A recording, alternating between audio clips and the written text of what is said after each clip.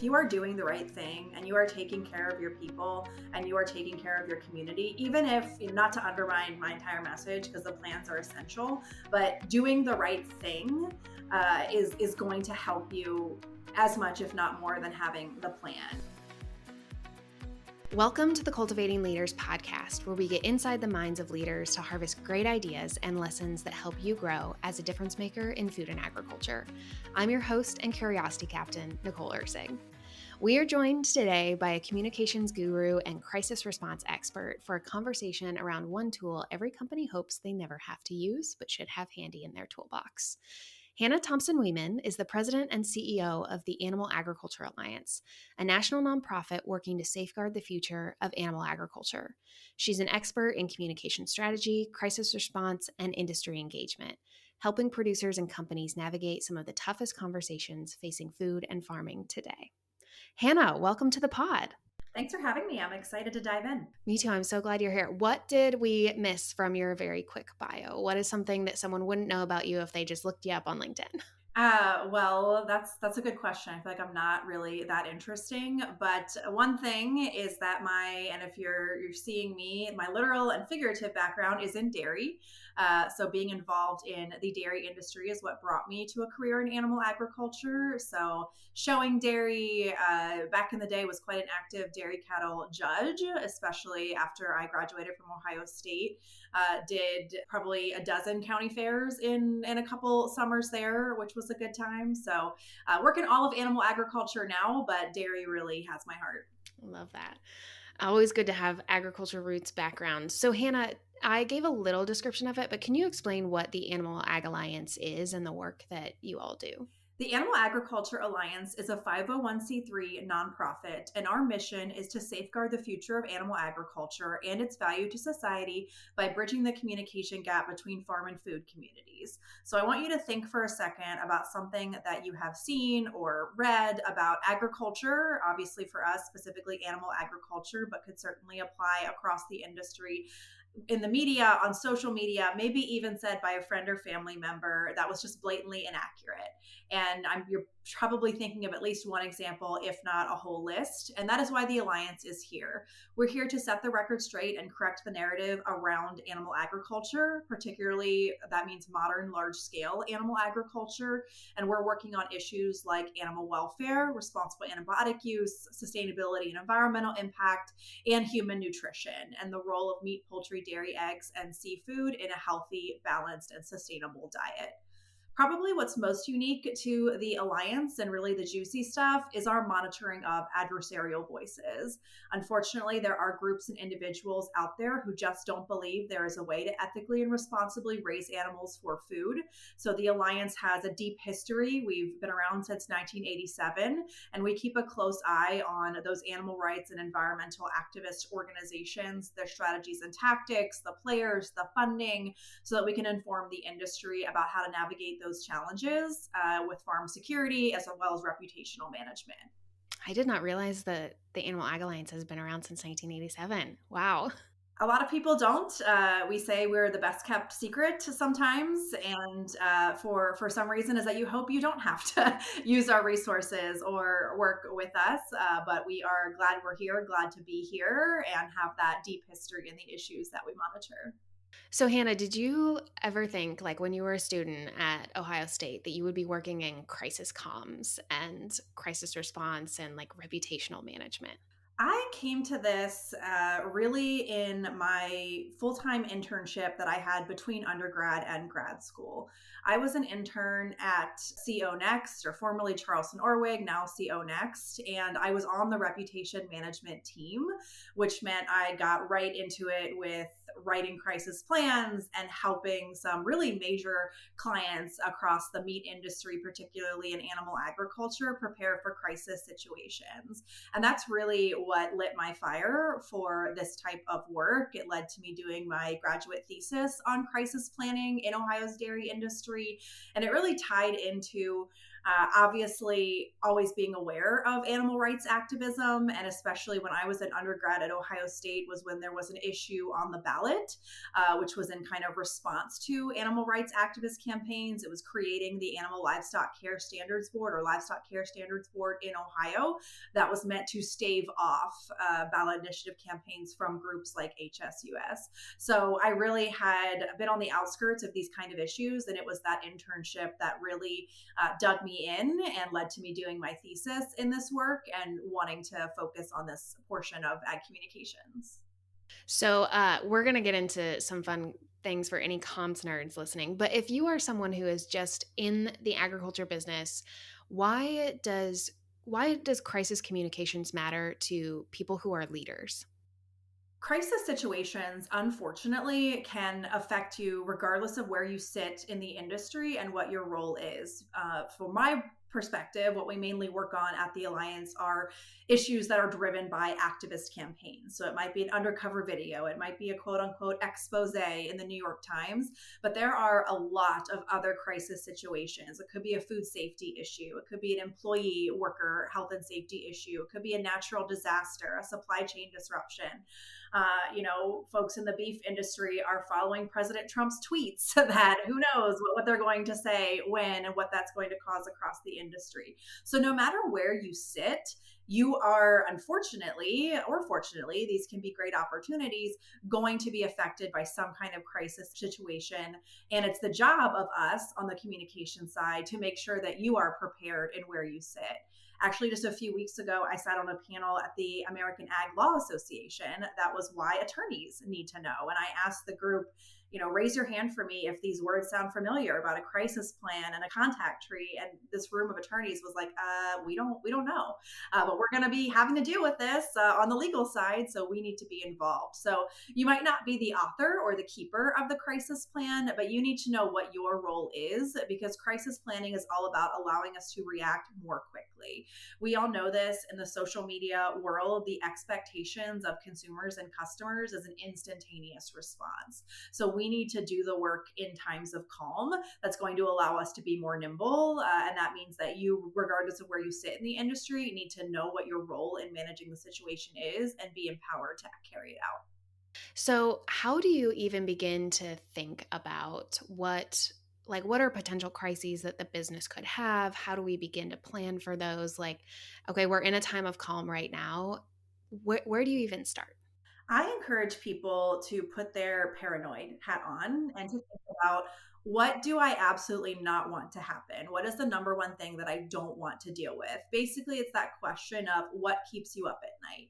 And you need to ask various people at various parts of your company that same question, because the answer is going to be different. One time when we were navigating an activist legal issue, I asked an attorney that was involved and I said, what's the worst that could happen? And he talked for about 30 minutes, and I haven't slept the same since.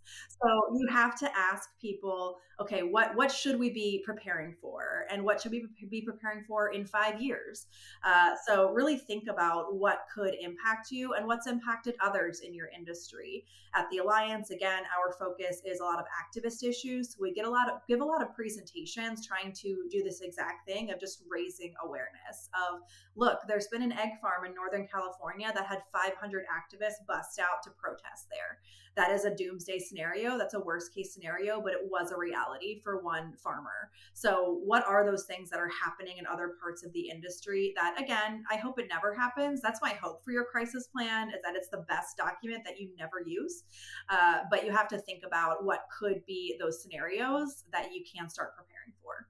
Have you ever worked a crisis that actually turned out maybe it was a hot fire immediately, but had a positive outcome? One of the challenging things about being in reputation management is that it's impossible to run the scenarios and say, well, we did nothing and it went fine, or we did all this work and it went fine, but maybe it wouldn't have if we hadn't put in all that background work. So sometimes it's hard to know where things would have gone if you wouldn't have intervened. I think one example, and also kind of an important thought, and they're really kind of blurring these days, but there's the idea of an issue versus a crisis.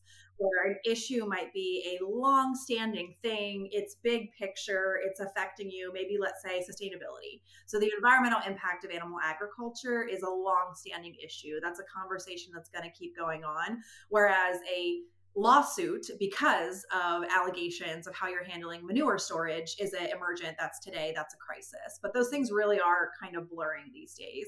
So I would say one that kind of walked that line was our engagement around 2020 in the UN Food Systems Summit, where we heard from various folks across animal agriculture of, hey, the UN is taking up this food system summit. It is going to have a lot of conversation about dietary guidelines, and there's a lot of initial concern based on the players involved that it is not going to be positive news for animal protein in the diet. So we and several of our members and international counterparts worked very fervently during this time, and it was 2020, so the event ended up going virtual, which was helpful for our ability to engage. And every time there was a comment opportunity, we commented. We hosted our own event to feed into it, and we really made sure that the voice of animal agriculture was heard loud and clear. And it ended up that the outcome was not as concerning. It was very high level. It ended up not being prescriptive, so that was definitely a win. And there's been some outcomes from the FAO since then affirming the role of animal protein in a balanced and sustainable diet. So sometimes it's from the outside, people can say, well, we spent all that time and it ended up not being a big deal. Well, it wasn't a big deal because we spent all of that time. So sometimes that's something that's important to be able to capture. So if you are someone who's listening to this and maybe you own a business or you're in a leadership role in a business and you have now some doomsday scenarios that are in the back of your brain, what's the next step? And how do you begin to plan for crisis while also managing like the other demands of the day-to-day of the business that you're in? It's definitely a challenge, and that's part of what the Alliance does across animal agriculture is tries to keep an eye on this stuff that we know isn't top of mind. You're trying to run a business, you're trying to run a farm, you're trying to get a product to customers, so you can't always be work thinking about what might be coming next, but it is important to do. And that next step is really creating the steps of a crisis plan. Not just a crisis communications plan, that's part of it, but also a crisis management plan. Basically, what information, what resources, what phone numbers do you want at your fingertips for each of these different scenarios? Because they might be different in a food safety versus natural disaster versus worker accident versus, allegations in the local newspaper or whatever that might be. But you need to map out your crisis management plan. So step one is, who are the folks internally who need to be part of this? So that might be HR, that might be legal, that might be communications, that might be senior management, that might be a veterinarian if you're a farm. So who are the people for each scenario and what is their contact information? And they should really be part of the plan of mapping this out. So then who are your internal people? Who are your external people? So that might be law enforcement, that might be your industry associations, that might be regulatory agencies. So who externally might you need to reach out to? And this is also, we've got to keep this phone tree up to date, because the last thing you want, pick up a phone and realize, oh, that person's not in their job anymore. That person isn't available. This isn't the right phone number. So making sure we're keeping a hand on that. And then those management tools. So from a communications perspective, it's a framework of key messages. It's press release. It's a holding statement for your website. It's a social media response policy. It's, who's going to answer your company hotline and what are they going to say? It's basically making sure we're all on the same page. What do we want industry partners to be saying? And then that kind of, again, emergency response kit that buys you that 2 hours in the case of something coming up that then you can adapt to the actual situation at hand. So switching into a little bit of a leadership side of it, what are the qualities of people who manage crises well? Let's say like something happens, and then who are the people that either you're like, yes, they're going to get out of this on the other side, or what are the leadership skills that you need to manage these inevitable things that like none of us are immune to bad things happening in our business? What are the skills needed to build to be able to manage these well? Sometimes people get too caught up in what we're going to do after the crisis, and we don't think about what we should be doing now that's going to help us. And that really comes down to having a positive culture, both within your employees and then in your industry, in your community. We talk about building our trust bank. So every time you have a positive interaction, whether it's sponsoring the local football team or doing a farm tour or giving an interview to the local media, you are making those deposits to your trust bank account.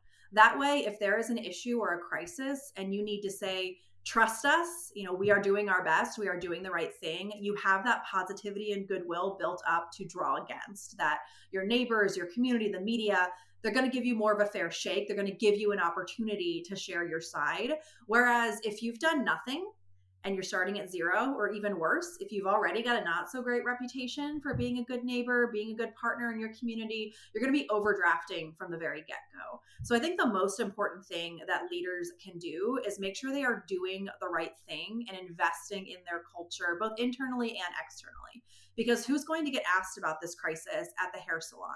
Who's going to get pulled aside at their kid's t-ball game and asked, hey, what's your company doing? What did I see in the newspaper? It's going to be your employees. So you need to make sure that you are taking care of your people and that your people are brought into the culture of your company and that they're prepared to speak when they're asked. So having those positive leadership qualities and investing in your culture, which isn't part of your bottom line. It's probably going to cost you money. It's probably going to cost you time, but it's going to pay off both in brand and loyalty. And then also if you need that credibility built up. I think also positive leadership skills is knowing when you may or may not be the right person to be the face of an issue. So the spokesperson of a crisis, it might not be the CEO. It might not be senior leadership. It might be different based on the situation. And you as a leader need to be able to recognize that. One example, last year, there was a activist group in Denver who put up a ballot measure for citizen vote that would have banned processing facilities in the city of Denver. It would have put a lamb processing facility that handles 20-25% of U.S. lamb out of business. Now, the CEO of that plant is a wonderful guy. He spoke at our conference, not a dry eye in the house. He was the perfect spokesperson for industry, but probably not the most sympathetic and resonating spokesperson in his community. So instead, they put their employees out there. They had folks who were, part of this community, employee owners of the facility who would have been personally impacted. And that resonated so much more than kind of a company CEO coming in and talking about it secondhand. So having the confidence in your leadership to recognize that you might not be the right spokesperson in the right scenario. And then also having confidence in your people. I tell people to do all these crisis plans and scenarios and then send the two most senior people out of the room and do it again. Because this is going to happen when you are not available. It's going to happen on the Friday before the holidays. It's going to happen when you're on a transatlantic flight. And you need to make sure that your team is empowered, is confident, they know what to do, and they know that they can do it without you, and when to call you in, so that they're, again, comfortable taking those steps. Because the last thing you want is something to just sit there because nobody knows what to do in your absence. So having the right people in the right roles and having them be empowered to take action. I don't know what I thought you were going to say, Hannah, but I did not expect it to be so focused on just good leadership is such a good crisis preparation tool and such an important one is what I heard you say. I hear that a lot when we talk about that trust bank concept. I think it really clicks for people because they might think of it as, well, this is just a warm and fuzzy, thing to do. We want to support the kids in our communities. We're going to sponsor the local team, but they don't think about it as, oh, no, this is actually business critical. This is actually, part of our strategy. And maybe it's not going to sell more product today, but if it helps us keep our stuff on the shelf or it builds us that loyalty that we're going to need if there is a ballot measure or something that comes and affects us. And now we have this avid community of supporters. Another example I've been giving recently is I live on the eastern shore of Maryland, and in the mid-size, small in scale city of Salisbury is the headquarters of Purdue Farms and Purdue Chicken. And they are so bought into this community. The business school at the university has their name on it. The local minor league baseball team has their name on it. They donate to the hungry. And they are unfortunately been bearing the brunt over the last year plus of a very focused animal rights activist campaign. And some of those folks came here to Salisbury to protest. And the reaction of the local media and community was so much of, I laughed. I pulled the screenshots of the headlines. Every media headline pointed out there was only 3 protesters, ineffective protests, activist attempt. It was very much that this community knows that company is doing the right thing, knows that company is invested here. So they're not going to give those adversarial voices the time of day that they might if they had a negative reputation, and the local media might be looking for something negative to say about them and might give those voices more airtime. So it is a business strategy to be present in your community and be transparent about what you're doing. Absolutely. That's such a great example of how that works. Let's run a quick scenario. I'm someone who just got a call, like I'm in crisis, I'm a leader, and let's say I've even done some crisis planning. Any tips to work through the emotions of that? Because it can be scary. It really can deal with like people challenges, very realistic business impacts. How do you manage through the emotions in a crisis as a leader to then execute well in those sticky and hard situations? I think that's where the preparation comes in, that, an ounce of preparation is worth a pound of the external reaction of going through these scenarios and walking yourself through of, okay, I know what to do because I've thought about this. I know who to call. I know what the next step is. I know who my team is. And there is a really big importance of having a team here, both internally and externally. Depending on the size of your company, you could or should have a reputation management or crisis partner, some kind of external agency. The Alliance takes those calls a lot in animal agriculture, but we're a nonprofit team of 5. So, we'll talk you through it. We'll give you high level resources, but we're not going to put boots on the ground. We're not going to media train your CEO. We're not going to write your statement for you. So, knowing who to call, I think having a sounding board and somebody to say, especially us, say it's an undercover video situation and you are being accused of mistreating your animals, which can be very emotional because we don't get into animal agriculture because we don't like animals. We care about them. We've chosen to dedicate our career to them. So having somebody that you can call, whether it's us or whoever, that can tell you, you are not alone. We've seen this happen to company XYZ, and here's what they did. And here's, it ended up, and it doesn't mean that you're doing what they say that you're doing. It doesn't mean that you're doing anything wrong. So having that person to call, I think, is really important, whether it's somebody internally or externally. But it does get your blood pressure going. I've been on the receiving end of a couple exposés from media outlets because, again, there's people that we're monitoring and that have a very different viewpoint than us who get really fired up about what we do. So, I don't think it ever takes away that, oh, that's my name that they're talking about. That's me, or that's my company, or that's what we do. That feeling never goes away. But by having that prior preparation and knowing who to call to just talk through can really help you take that pause. Well, let's not overreact, because that's something we haven't talked about. But also, it's important to not overreact. Sometimes we might get really fired up or really emotional and say, oh, we need to take this really head on. We need to be out there. We need to really take this message. But sometimes that adds fuel to the fire. In reputation management, we talk about this idea of breaking into jail, where we start talking about something that nobody else is talking about, or it's only happening in this very small echo chamber of the world. Or if you're, this major national company, it's an issue that's happening in one community. And maybe you need to divert resource to that one community, but you don't need to send a press release to the whole world. You don't need to put a statement on your whole company Facebook page. So tailoring the level of response and the channel of response to the issue so that we don't in turn make it louder. We tell people a lot, Facebook doesn't know that you're liking or you're commenting or you're sharing because something made you mad. All they know is that you're engaging with content. So the more you engage with this stuff online, the more you push it up in the algorithm, and then other people are going to see it. So make sure that you aren't in turn, with all that emotion that you're feeling, making it a bigger spectacle than it would have been. Absolutely. Yeah, that can be so tempting, especially when it feels so personal. Yeah. And that's what we tell people is, you can talk about the issue without repeating the negative. There was a very major activist campaign a few years ago targeting a very well-known dairy brand that had dairy farms affiliated with it. And it was, content that really got people fired up and wanted to respond. But you can talk about calf care on your farm or on farms in general without repeating, hey, this video came out and it's not accurate. Here's how we actually do this. You don't have to say that. You can just say, hey, we're getting lots of questions about this, or hey, this is something we wanted to talk about. And if somebody's seen the negative content, they'll know that that's what you're addressing. But if they haven't, they'll just say, oh, cool, I learned something today. So we can talk about those themes without repeating or linking to or amplifying the negative message. And we do that at the Alliance with our social media content. If we know there's a report coming out about antibiotic use, we'll make sure we're sharing content about that week. That doesn't mean we're linking to that report. We just know people are going to be searching for it. It might be in the media. So we want to make sure content is easy to find. So you can get your key messages out there without repeating the negative.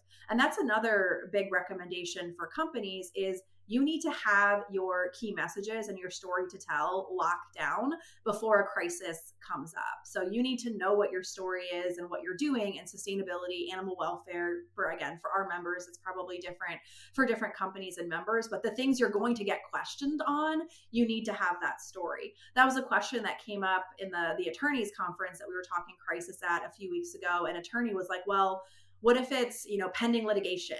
And, our thing would be, we don't talk about pending litigation, period, end of sentence. Like, well, you could say that. Or, if it's an environmental thing, for example, you could say, well, we don't comment on pending litigation, but here's our company's stance on the environment and everything that we've done to invest in that area. So that kind of bridging effect of, well, we haven't seen the video that you're referencing that makes allegations about animal welfare. So we can't comment on that, but I can direct you to the section on our website that talks about our values. So you need to have your story about what you might get questioned on before those questions come up so that you can push people there. Absolutely. You do not want to be building that in the midst of a crisis. It is not a fun place to be, or to even have especially sometimes you need photos or there's different assets that you may need during those times. And to not have anything it makes a crisis even more painful than it is already. And those are stories that you should be telling. Your company should be focusing on those things. You should have something very easy to say, and you should be saying it loud and proud and not just when you're questioned on it. Sometimes in agriculture, we're too humble. We don't talk about enough the good work we're doing. And I think that's why there's this disconnect that we're trying to fill on things like animal welfare and sustainability, because there's other voices that are very loud to fill a version of that story that we would not agree with. And we haven't done enough to be transparent about what we're doing and why. So that's something your company should be doing and investing in, both from a reputation standpoint and then also to build consumer confidence. Yeah. If I'm someone who's listening to this, Hannah, and I am in a business that maybe hasn't prioritized this, what advice would you have for me on building a business case to say, hey, we need to spend some time on this as a group? I think there are examples you can find of other analogous companies or industries. Unfortunately, it's probably not too long of a Google to find examples and find realistic, tangible examples to share within your company of, hey, look, our peer went through this. And, we certainly hope that never happens to us, but we're not a whole lot different. This could happen, whether it's cybersecurity. There's been, unfortunately, some issues of that coming up in agriculture, or some kind of reputational issue, or again, safety, workers, natural disaster. There's no shortage of examples to point to. So come up with what those examples are and share within your leadership team. It's also, again, hard to quantify, but start thinking about, okay, what if there was a recall? Or what if we lost the trust of our biggest customer and they dropped us as a supplier? What would the economic revenue impact of that be? What if we lost, X percentage of sales because customers no longer trusted us? So again, it's hard to run those scenarios of A versus B, but you can come up with some examples of what the economic impact of a crisis would be to justify that internally. There are also a lot of resources to to help support this that don't have to cost a whole heck of a lot. In animal agriculture, pretty much all the checkoffs have some kind of template crisis plan that's available, and staff that work in this space. Your local extension, I found a lot of state agricultural extension services have helpful template crisis plans. Probably our friend Chat GPT could help you get started. Fact check for sure, but I'm sure you could plug in, like, get me started on a crisis plan for my industry. So this doesn't have to be a huge thing. It doesn't have to be a huge lift. You could certainly start small and then, build from there once you get internal buy-in. Yeah, absolutely. Those are great ideas. So what about after a crisis? Like, you've been through something sucky and maybe the storm cloud has kind of passed, but obviously you're still reeling in it. How do you begin to rebuild trust, or even think about how can we learn from this and change moving forward? What should I be thinking about after the storm has passed? Sometimes we forget about the debrief. We're just so glad that it's over. It feels like it's over, that we just want to move on. And we don't take that time to sit back and say, okay, what worked? What didn't work? What good can come out of this? So I think that step is really important, to rally the troops again, bring back that same group and say, okay, what worked? What didn't work? What did we not have that we wish we had this time? What do we have that wasn't as helpful that we can revisit? And what did we learn from this? So doing that debrief, updating and editing your plan, and then also seeing, okay, how could we use this as an opportunity? Is there something that is changing or you're investing more in as a result of whatever came up that you could talk about as an example, as a safety lesson learned? Maybe there was a natural disaster, and because of that, you're now going to be installing some system that helped you manage that in other plants. So what is there a positive story to tell publicly about how you took this as a lesson learned, and how can you capture that? And then also, how can you share those lessons learned with others in the industry? Because a lot of these issues that we're talking about, food safety, worker health and safety, animal welfare in the animal ag side, from our perspective, those are pre-competitive issues. So that's one thing we haven't touched on either, is that we should never try to benefit off of somebody else's crisis. Even Chipotle, who probably hasn't been the biggest friend to animal agriculture in the past, when they were dealing with their food safety issues, that was something that we had to tell several of our members, is like, well, wait a minute, they're selling meat, they're selling animal protein. Maybe we don't like their messaging sometimes, but the last thing we should be doing is using food safety as a talking point, as a benefit for us. That is what our adversaries do, and that is not a page we need to take out of their playbook. So looking at the crisis as a pre-competitive notion and saying, okay, are there any lessons from this I can take back to our industry associations so that they can help others? That's great advice and good reminder, because sometimes we can get caught up in the, like, we're winning, and it's like, are we? No, this is an entire industry that we represent. And a rising tide lifts all boats, and consumers do not parse the industry that way. They don't think about the segmentations or, oh, that was a different company. All they hear is negativity about milk, for example. That was something that really added a lot of fuel to that fire. And that example I gave earlier is that it was a very large farm that was targeted. And if you're at all familiar with dairy, you would know there are a lot of economic pressures at play. So there was some small farm, large farm dynamic that got caught up in that, where some smaller producers were sharing the content as, oh, this is why smaller farms are better than larger farms. But consumers don't view it that way. They don't go to the store and pick up the milk and say, oh, well, this is from a small farm, so this is good. That other milk is not. They just think, oh, I heard something bad about milk on the news, so I'm going to choose a milk alternative. So we need to recognize that, and that, again, a rising tide lifts all boats, and that something negative toward one segment of the industry could impact trust in all of us. So we shouldn't be opportunistic about a crisis situation. Absolutely. Doesn't look good on any of us. Yeah, it doesn't help. Hannah, it's very clear that you're super passionate about this. What is it about this work that drives you and fuels your fire? What's really motivating for us at the Alliance, unfortunately, we do live in this world of crisis. We live in this world of issues and negativity and monitoring activism. And sometimes it is not the most positive thing. And when I call or text somebody, it's never good news. It's never something positive, but it's the fact that we have been that call or that text that helped someone through this, and that we are where we sit. We've seen these situations before. We know what helps, what doesn't help. We can be helpful and give good advice. So there was an activist situation where somebody was live streaming on their Facebook, and they were planning to go show up at the chief operating officer's house of a processing plant. And I saw that and I called them, and they had their grandchildren at their house. And because of that heads up, they were able to get their family, out of the situation and avoid this confrontation. So it's the small wins like that. There was another one where they were trying to go to a rural legislator's house in Iowa, and I knew him. He had come to our conference before, so I had his cell phone number, and I was able to call. And it turns out they were at the wrong house. They were at his brother's house, but he was able to call his brother. And getting that advance notice really is meaningful to people, and also them knowing that somebody has their back.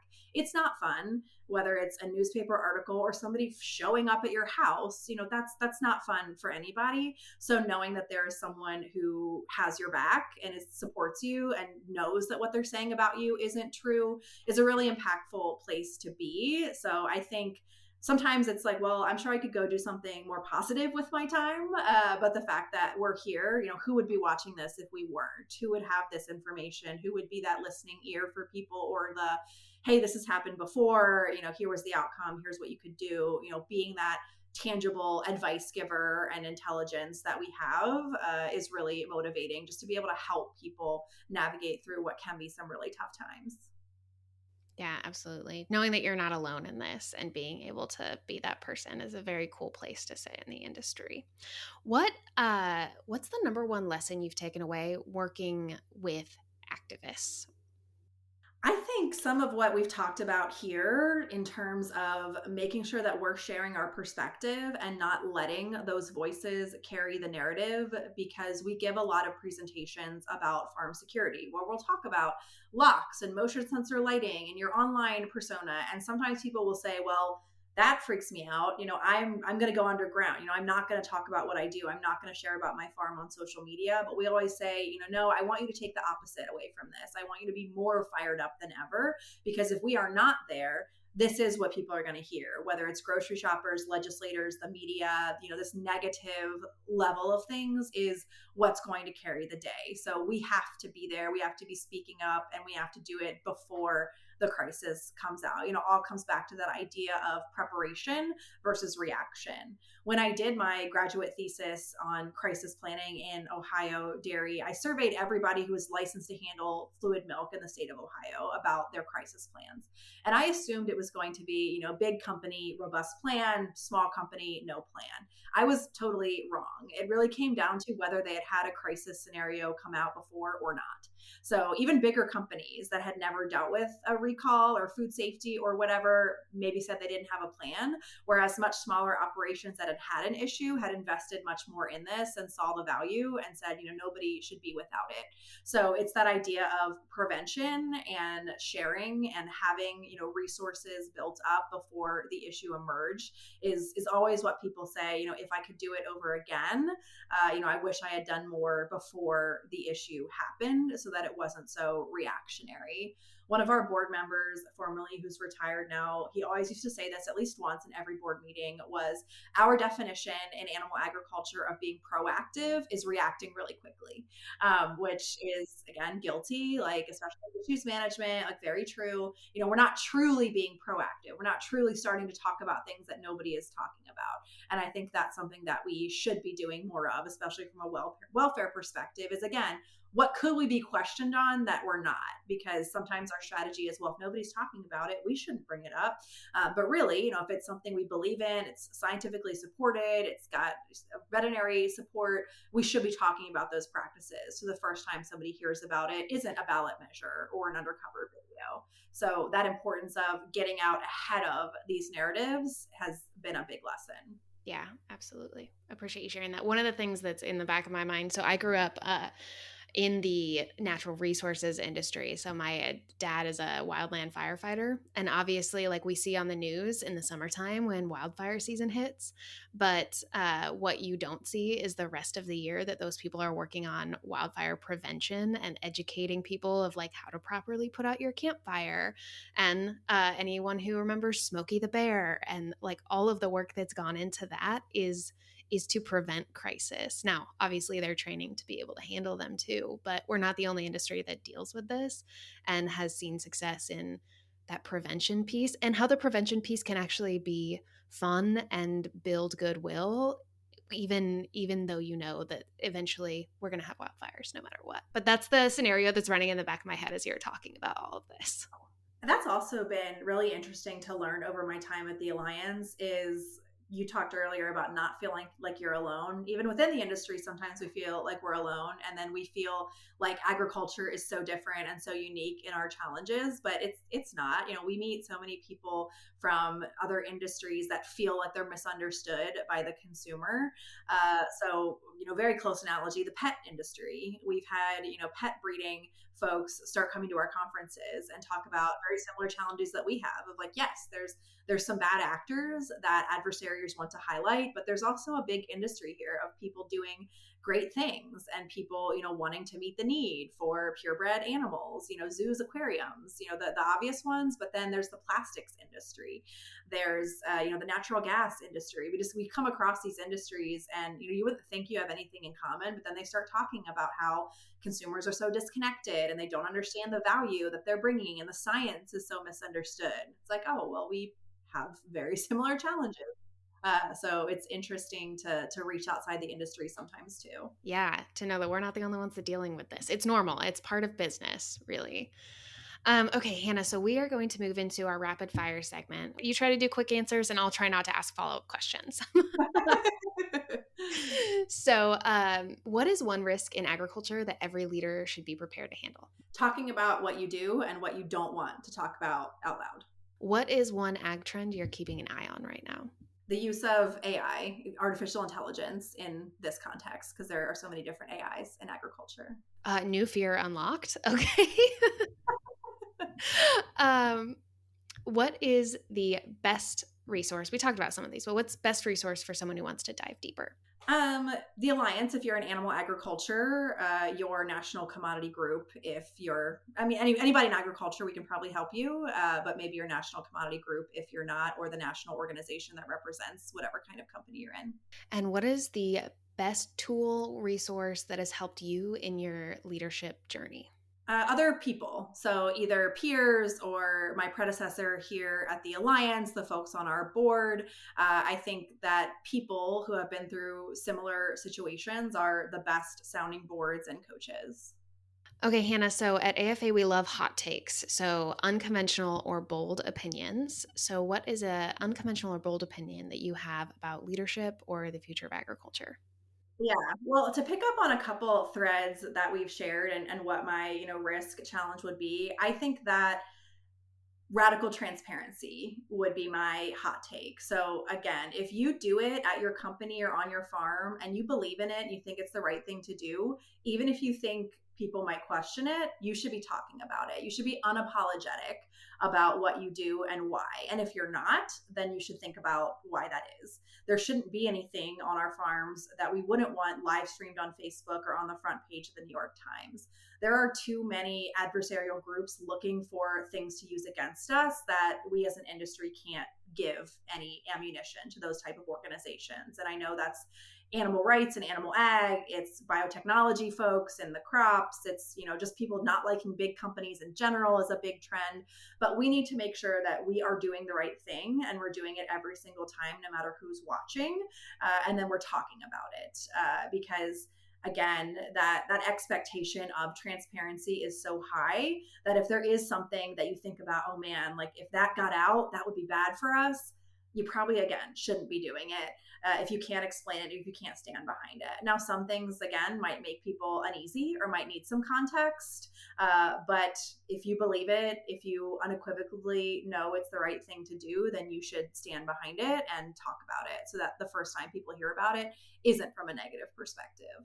Feel like everything that you just described is what we all learn about like character as kids. Like, don't do anything in private that you wouldn't want to do in public, which just ties all of this back to leadership and what is good character and integrity and people leadership.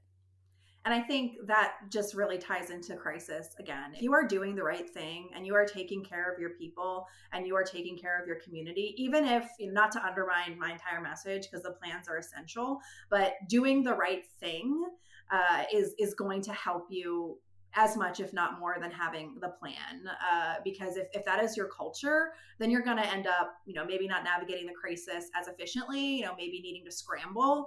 But ultimately, if you keep that core of your culture of doing the right thing for your people, for your customers, for your community, you're going to get through it.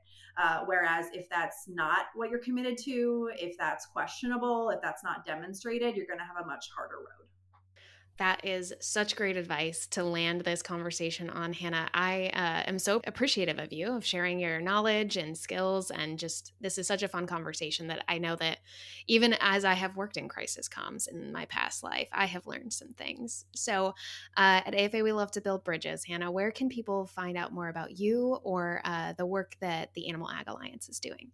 You can find me on LinkedIn, obviously, Hannah Thompson-Weeman. The Alliance is active across social media, Facebook, X, Instagram, LinkedIn. You can find us there. We're also at www.animalagalliance.org, and we'd love to be in touch. We've got a public newsletter there, as well as, again, our social platforms where we're sharing that information. Well, thanks again, Hannah. Really appreciate you joining the Cultivating Leaders podcast. Thanks for listening to the Cultivating Leaders podcast, brought to you by Agriculture Future of America.